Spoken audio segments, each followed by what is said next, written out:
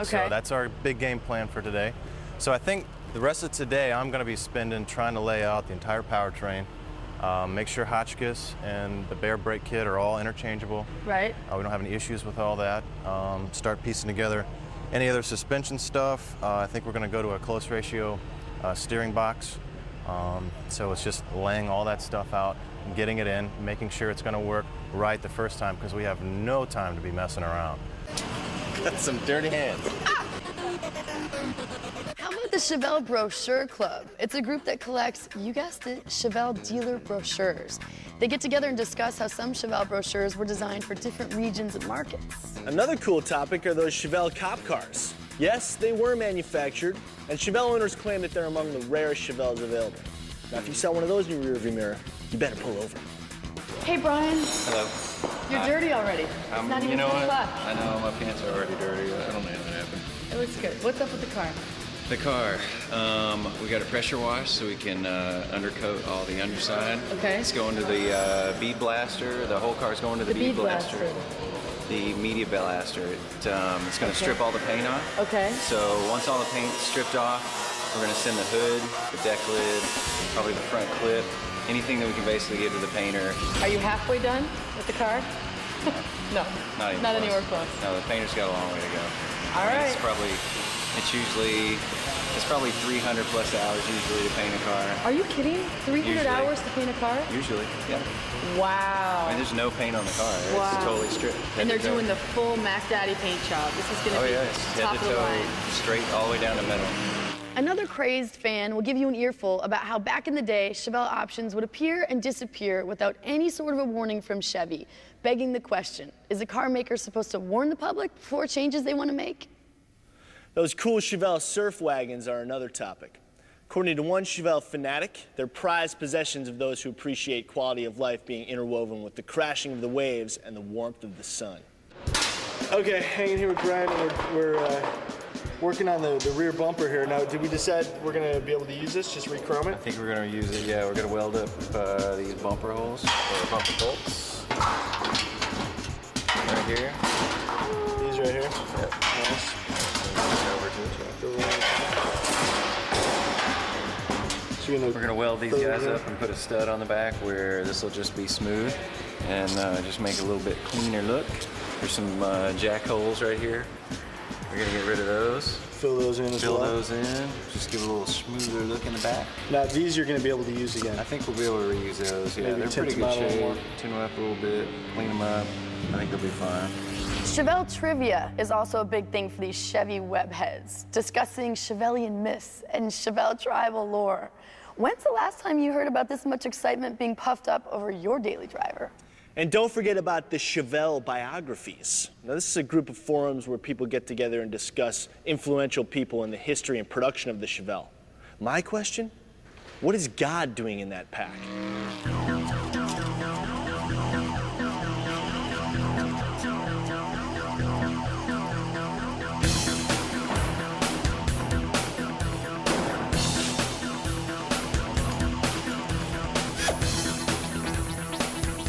Yeah, the last step here is we're going to take these inner fender wells out.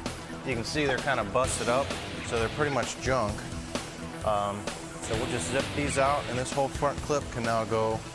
And I'm not sure if they're going to media blast any of it or not, or just start to do a strip and paint, but I'm going to knock these fender wells out, and this thing is out the door. That's the last piece of the car other than the hood, and we'll probably send them out together, so we get busy.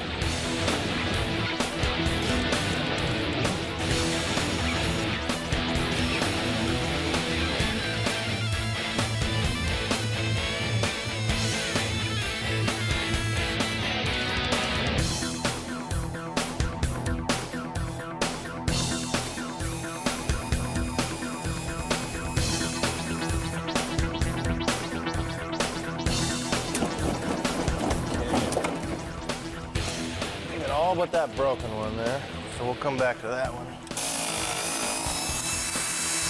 How come such a big, strong man like yourself can't just pull this apart? I could, but we gotta put it back together. You gotta be gentle. Excuses, excuses. You gotta have strong hands, but have some finesse. Oh. Right. This isn't sledgehammer wear. Okay, gotcha. Right. It may look like junk to you, but to us, it's a beautiful piece of machinery. I buy that. Okay. It seems that some people just can't get enough when it comes to the Chevy Chevelle. And when the A-Team finishes up with Jeff's classic muscle car, just think of all the chat rooms that he's going to be able to log on to. Actually, don't think about those chat rooms. That's a job better left to the professionals. Those wild and crazy guys who just can't get enough of that wonderful, singular car known to all of humanity as the Chevelle.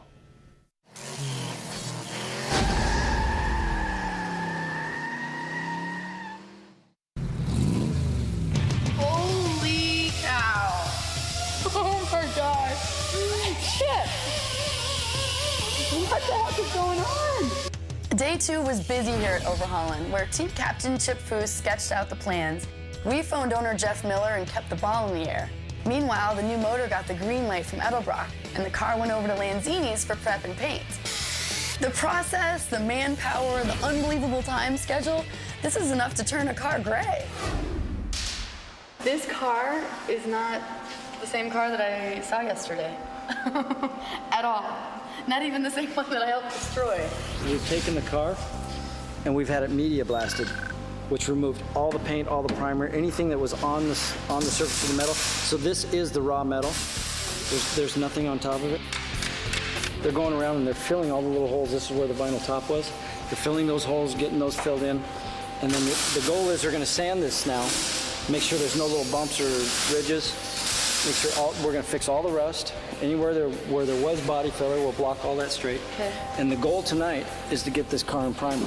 And it's the primer that's going to make that new color stick like glue. Probably a couple more hours and we'll be in the booth. Yeah, my main thing I want to look into tomorrow is that dash. See what we can do to address that, because right now it just looks like you got an old car here. Yeah, it looks like Grandma's car. Yeah, and it's going to be the one thing that's going to be an eyesore when everything else is looking real good.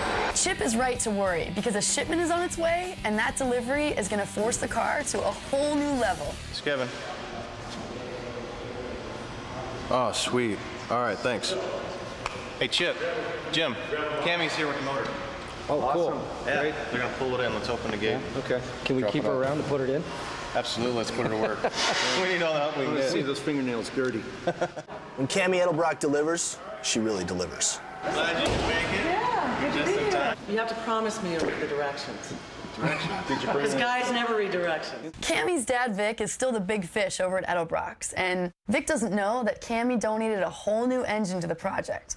Well, that's because Vic's off fishing at the moment. Thanks, Vic. He doesn't know. How was the fishing? He doesn't even know. Yeah. We caught a big one. What'd you get? Later, the guys from Hotchkiss brought in our suspension.